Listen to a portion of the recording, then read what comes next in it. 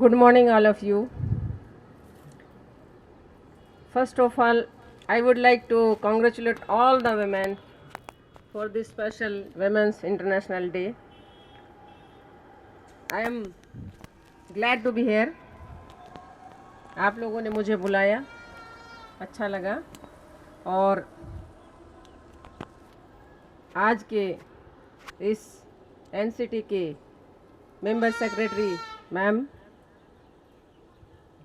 Chairperson sir, Rahul Pachori sir, all dignitaries and all sitting members are here.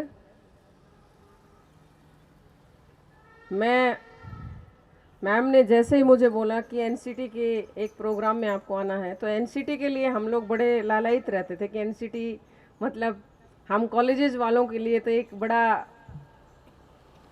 भूत दिखाई देता है कि एनसीटी से परमिशन लेना, ये कोर्स शुरू करना, इतनी सारी डिफ़िकल्टीज़ होती हैं, इतने सारी टर्म्स कंडीशंस होती हैं।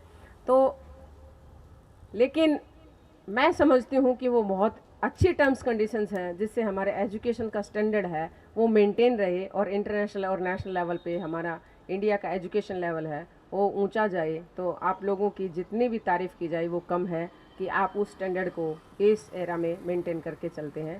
थैंक्स। अब मैं बात करना चाहूँगी इंटरनेशनल वुमेंस डे क्यों नाम आया इंटरनेशनल लेवल पे। पूरे वर्ल्ड में महिलाओं के प्रति एक लैकिंग वो कहीं किसी किसी फील्ड में कर रही हैं, एक सोच क्यों डेवलप हुई, वाई हमारे देश में बेटी बचाओ बेटी पढ़ाओ क्यों आया, ये फीलिंग क्यों आई, हम कहाँ लैक कर रहे हैं। हमारा जो भारत है, इंडिया है, वो दो पार्ट्स में बटा हुआ है। अभी मैं सर से और मैम से बिल्कुल एग्री करती हूँ कि सर ने बोला कि महिलाओं के लिए कई जगह महिलाएं जिम्मेदार हैं और मैम ने कहा कि हम इक्वलिटी पे विश्वास करते हैं। मैं दोनों चीज़ें सुन रही थी, दोनों चीज़ें हैं, एग्जिस्ट करती हैं। लेकिन मैं एक बार ओलंपिक की एक हिस्ट्री पढ़ रही थी, उसमें मैंने पढ़ा कि विमेंस को ओलंपिक में इवन एरिना में पार्टिसिपेट भी नहीं करने दिया जाता था, देखने के लिए भी अनुमति नहीं थी और केवल पुरुष खेल होते थे। महिलाओं को बहुत बाद में जाके ओलंपिक्स में देखने की अनुमति मिली और खेलने की अनुमति तो बहुत ही बाद में मिली है। तो पूरे वर्ल्ड में जब हम पूरा हिस्ट्री देखते हैं, इंडस वैली सिविलाइजेशन से लेकर आज तक का हिस्ट्री में महिलाओं की दशा और दिशा वो कहीं ना कहीं हमारी सोसाइटी में एक लोअर लेवल पर रही है। जरूरी नहीं है कि उस समय पर महिलाएं ही जिम्मेदार हों, लेकिन सोसाइटी में एक लीडरशिप में और एक फॉलोअर में जो रहा है तो कहीं ना कहीं महिलाओं की स्थिति है वो नीचे रही है। अब मैं बात करूंगी अपने देश की, तो हमारे देश में भारत और इंडिया दो पार्ट्स में बटा हुआ है। India is in metro cities and cities and Bharat is in rural area and I belongs this Bharat. मैं भारत से संबंध रखती हूँ। वहाँ पे क्या है, कितनी सारी समस्याएं हैं, सोसाइटी के अंदर कितना डेवलपमेंट पेनिट्रेट हुआ है, नहीं हुआ है, सोसाइटी की सोच कैसी है। हम पंचायतों की लड़ाइयों के बारे में बात करते हैं, पंचायतें महिलाओं के ऊपर इतना कुछ इम्पोज करती हैं, क्यों करती हैं?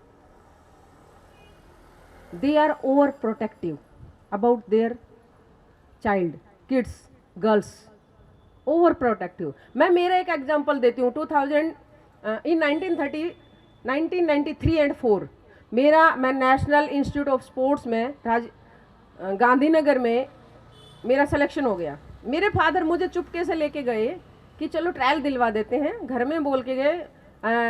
मैं जॉइंट फैमिली में रहती थी कि हम इसके मामा के घर जा रहे हैं, मतलब हम बता भी नहीं सकते थे। That type of conditions are there. और वहाँ जब मेरा सिलेक्शन हो गया, फर्स्ट 2 और 3 उसमें नंबर आ गया, तो मेरे फादर बड़े खुश हुए। तो हमारे पास एक ही डर था कि हम वापस यहाँ पे मैं आ पाऊँगी या नहीं, मुझे यहाँ पे रहना पड़ेगा 1 साल के लिए, ट्रेनिंग लेनी पड़ेगी, तो मैं वापस आ पाऊँगी या नहीं, ये मेरे अंदर डर था। और हम पूरे रास्ते पापा बेटी यही सोचते आए कि घर में जाके किस किस को कैसे मनाना है, ये प्लानिंग करते रहे, ताऊ जी को कैसे मनाना है। और जैसे ही ताऊ जी को जाके पापा ने बताया कि इनका सिलेक्शन वहाँ हो गया, तो वो एकदम से बहुत गुस्सा हुए। और इवन वहाँ पे एक पड़ोसी बैठा था, उसने तो एक वर्ड बोल दिया सीधा सा, ओ भाई तेरी बेटी तो भाग जाएगी, वहाँ वहीं शादी कर लेगी, हरियाणा में वापस नहीं आएगी, तो तुम्हारा तो हमारा तो पूरा गांव की नाक कट जाएगी। मतलब बाहर बेटी को नहीं भेजना है। अब वहाँ पे बाहर जाने का जब कभी कोई लड़की गई नहीं, एजुकेशन प्राप्त हुआ ही नहीं, एजुकेशन ऑन सिफर साइड है, तो उनके माइंड में ये डेवलपमेंट आएगा कहाँ से कि बेटी बाहर भी जा सकती है। हमारे इंडिया का डेवलपमेंट कहाँ पेनिट्रेट किया, कहाँ बेटियों को पढ़ाने की बात करते हैं, वहाँ गांव में बेटी को घर से बाहर निकलने की बात ही नहीं होती, तो कहाँ एक अदर स्टेट में भेजने की बात वो कैसे सोच सकते हैं। हमारी किताबों में बातें रह जाती हैं। तब मेरे फादर ने इमोशनली पूरे परिवार को हैंडल किया और मुझे वहाँ जाने के लिए तैयार किया, और मेरे ऊपर ये फेथ जताया कि आपके पास पूरे गांव की डोरी है। और मैं उसी डोर के, विश्वास की डोर के साथ पहुंची, और मैंने यही सोच के गई थी कि मैं इस गांव की दशा और दिशा और लड़कियों के प्रति सोच को जरूर बदलूंगी। बहुत छोटी सी एज से मेरे माइंड में ये आया कि लड़कियों के साथ ऐसा व्यवहार क्यों। मैं कॉलेज जाती थी अकेली, वहाँ गांव से कोई लड़की नहीं जाती थी। मैं फर्स्ट ग्रेजुएट हूँ मेरे गांव से, कोई था ही नहीं, लड़की जाती नहीं थी। हमारे गांव के पास में एक गर्ल्स स्कूल था, बाहर जाके कोएड जो स्कूल है उसमें मेरे सामने एक बड़ी बंदिश थी कि कोएड स्कूल में लड़की को भेजेंगे नहीं। क्यों? वहाँ एनवायरनमेंट नहीं था। और अगर झज्जर में, मेरे गांव के पास में झज्जर पड़ता है, उसमें अगर डिस्ट्रिक्ट में महिलाओं का कॉलेज नहीं होता, महाराजा अग्रसेन महिला महाविद्यालय नहीं होता, तो मैं ग्रेजुएट नहीं होती। एनवायरनमेंट नहीं था। कोई तो वहां पे ऐसा हो एनवायरनमेंट कि लड़कियों का कुछ तो हो, एजुकेशन हो, स्पोर्ट्स हो, कुछ तो हो। स्पोर्ट्स तो था ही नहीं। हम लोग ट्रैक सूट को बैग में डाल के, चुन्नी सर पे ओढ़ के, पूरा ढांप के, पैक होके, और तब हम ग्राउंड पे सिटी में जाते थे, वहां प्रैक्टिस करके चुपके से वापस घर आ जाते थे। मिट्टी में लथपथ, कबड्डी मिट्टी का गेम है। और वो ही बैग से घर आके, किसी को गांव में हलचल नहीं थी, किसी को पता नहीं था कि कोई स्पोर्ट्स में कहीं से हमारे गांव से कोई लड़की जाती है। प्रेस करके सूट पहन के नहीं जाती थी। एक बार कोई मेरे कॉलेज का फंक्शन था, पार्टी थी, एक सूट थोड़ा प्रेस करके पहन गई, तो आके एक लड़की ने मेरे ब्रदर को बोला, भाई जीजी बिगड़ ली। भाई डर गया, क्या हुआ? कोई बस में किसी ने छेड़ दिया, क्या हुआ? अरे नहीं, वो तो पूरा उसका सूट पे क्रीज जमी हुई थी। टैबू, आयरन करना एक टैबू है। तो आप सोचो कि वहाँ पे लड़कियाँ कैसे रहती हैं, उन लड़कियों के साथ कैसा बर्ताव रहता है। वो घर में बस गोबर पानी चूल्हा चाकी करती हैं। जब मैं बाहर निकलती थी कॉलेज से बाहर, तो मेरी माँ को भी बोलती थी, लेडीज दूसरे का घर बनाएगी, तेरे घर में तनख्वाह देगी क्या? तू इसको बाहर क्यों भेज रही है? शादी होके अगले घर चली जाएगी। ये कॉमन टेंडेंसी है। लेकिन मेरी माँ ने जितना हमारे लिए सेक्रीफाइसेस किया, उतना ही हम साथ में करते थे। मैं 4 बजे उठती थी। मेरी माँ का कोई काम जो बाद में बेटियां दिन में घर में करती हैं, वो मैं 4 बजे से 8 बजे के टाइम पीरियड में मैनेज करके सब करके जाती थी। मुझे 10-12 मटके पानी के भी लेके आने होते थे। मुझे भैंसों का चारा, गोबर पानी सब कुछ करना होता था। मैं खेती का काम भी करती थी। इवन हमारे एग्जाम्स होते हैं, आज तो पेरेंट्स बहुत ज़्यादा, और ये बच्चे के एग्ज़ाम है, रात भर माएँ सोती नहीं है। और हमारे टाइम पे ये होता था कि 2 बजे पेपर है बेटा, 11 बजे तक तू खेत में लावणी कर, 11 बजे घर आ जाना, तैयार होके चले जाना, 2 बजे पेपर दे आना। हम खेत की लावणी करके भी पेपर दे आते थे। लेकिन मैं वो जो 4 बजे से 8 बजे के बीच में जो एक फिजिकल वर्कआउट होता था, वो मेरा मॉडर्न जिम था। मेरी फिजिकल फिटनेस, इंड्योरेंस, मेरे 15 मटके का टाइम पीरियड मैनेज था। इतने मटके लाऊंगी तो इतने टाइम में 1 मटका लाऊंगी। 1.5 से 2 किलोमीटर के बीच में मेरा एरिया पड़ता था एक साइड का, तो मुझे इतने मटके लेके आने, इतना मेरा वॉकिंग, रनिंग इतना फास्ट रहता था कि कितने जल्दी मुझे ये सारा काम करना है। और वो सब करके एक स्पार्किंग थी कि कुछ करना है बस। और वो स्पार्किंग सिर्फ व सिर्फ मेरी माँ देती थी, और पॉजिटिविटी के साथ। अगर कोई कमेंट मारता है तो कुछ जवाब नहीं देना, कीप साइलेंट बस। क्योंकि अगर मैं वो ट्रेडिशंस तोड़ देती तो मैं बाहर नहीं आ पाती। तो सोसाइटी के सारे बंदिश बंधन वो सारे, क्योंकि उन लोगों के माइंड सेट पे फ्लेक्सिबिलिटी तो है, सोसाइटी में फ्लेक्सिबिलिटी है, लेकिन वो डेवलपमेंट वहाँ पेनिट्रेट नहीं हुआ है। उनको पता ही नहीं है कि क्या है बाहर दुनिया में, क्या हो रहा है नहीं मालूम।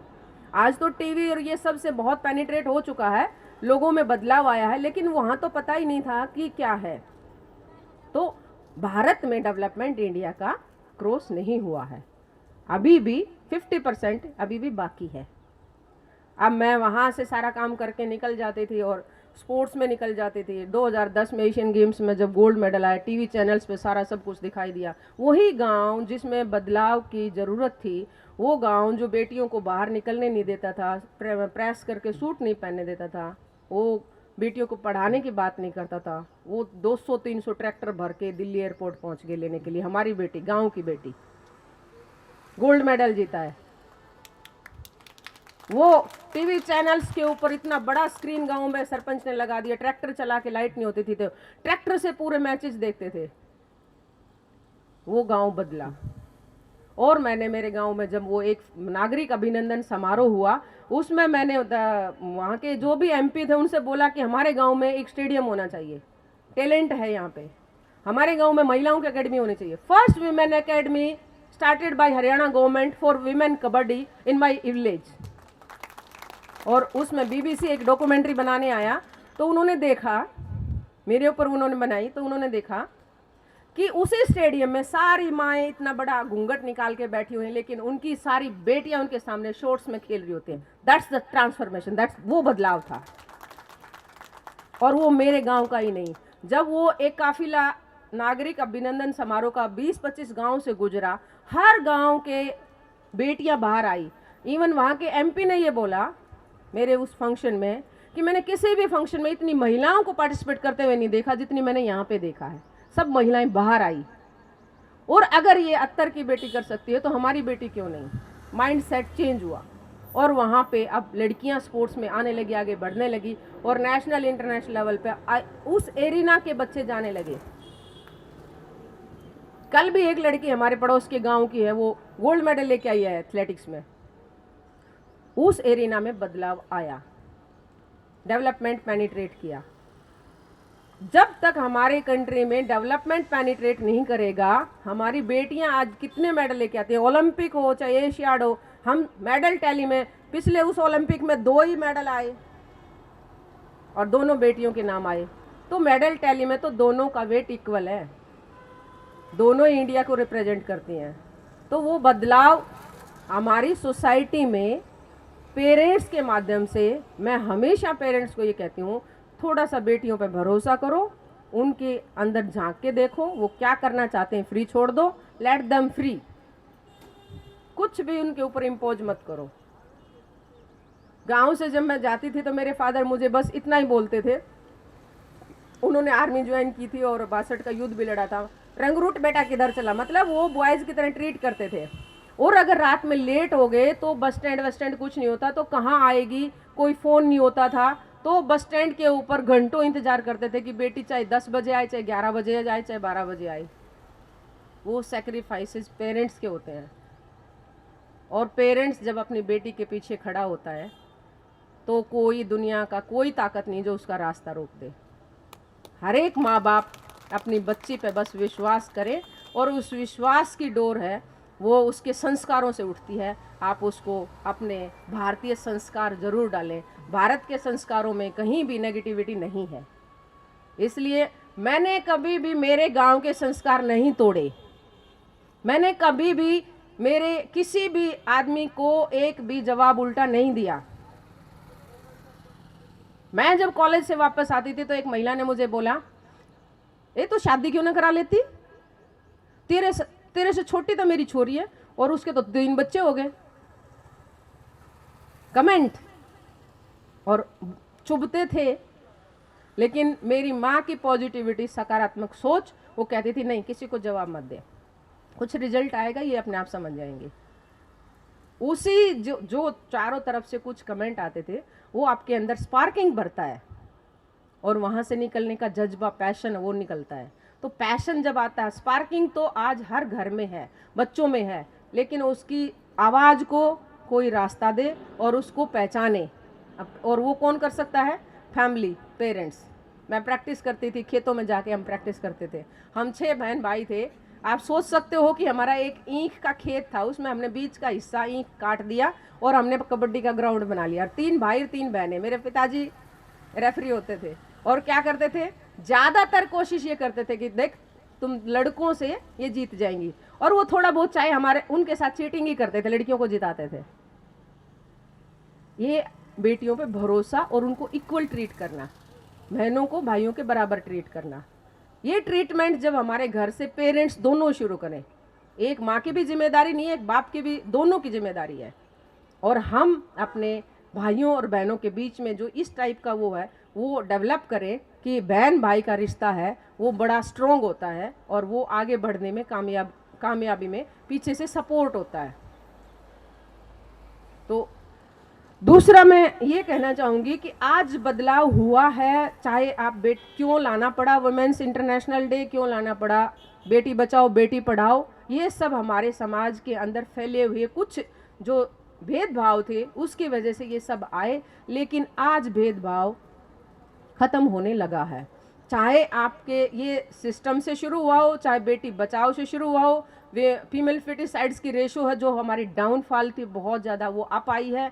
कोई ना कोई किसी न किसी चीज़ से हमने संघर्ष तो करना पड़ा है, लेकिन आज बदलाव आ चुका है। विमेन इक्वलिटी पे आज सब लोग विश्वास करने लगे हैं, बेटियों को बाहर निकलने दे रहे हैं, रास्ता दे रहे हैं। और बेटियां भी, मैं मेरे कॉलेज में एक मैं छोटा सा एग्जांपल बताऊंगी। अभी कुछ दिन पहले एक पुलिस का फिजिकल टेस्ट था और उसमें एक ससुर जो गांव से आए थे, ससुर अपनी बहू को लेके आया, उसका बेटा आर्मी में था और वो फिजिकल का टेस्ट देने आई तो वो पूरा सूट में और घूंघट में आई, और थोड़ी देर में उसके फादर इन लॉ ने बोला कि जाओ तुम अब ड्रेस चेंज करके आ जाओ। वो गई, मेरे से पूछा कि मैम कॉमन रूम या चेंजिंग रूम कहाँ होगा, और वो सूट चेंज करके ट्रैक सूट पहन के आई। वो जो घूंघट था वो चुन्नी उतार के, सूट उतार के उस बैग में डाल के अपने ससुर को पकड़ा दिया। तो मैंने उससे पूछा कि ये कौन है, तो कहती है मेरे फादर इन लॉ है। अभी तक वो घूंघट में थी, वो एक्सेप्टेंस देखो, वो फादर इन लॉ फाइनेंस, जैसे मैडम ने बोला कि जॉब, इंडिपेंडेंसी, फाइनेंशियली इंडिपेंडेंट होना लड़की लिए कितना ज़रूरी है। फादर इन लॉ ने घूंघट उतरवा दिया, कोई प्रॉब्लम नहीं है, लेकिन आपको जॉब मिलनी चाहिए। ये है फाइनेंशियल, अगर इंडिपेंडेंट होना है तो आप बेटी को और बेटा को बराबर मानने लग जाते हैं, घर में काम की बराबरी हो जाती है। आज हर एक हस्बैंड वाइफ दोनों वर्किंग है तो काम बांट के कर लेते हैं, घर चलाना मुश्किल नहीं है, इक्वलिटी पे चलता है। तो ये हमारी सोसाइटी का ताना बाना है, हमारा भारतीय ताना बाना है, वो बहुत सुंदर है।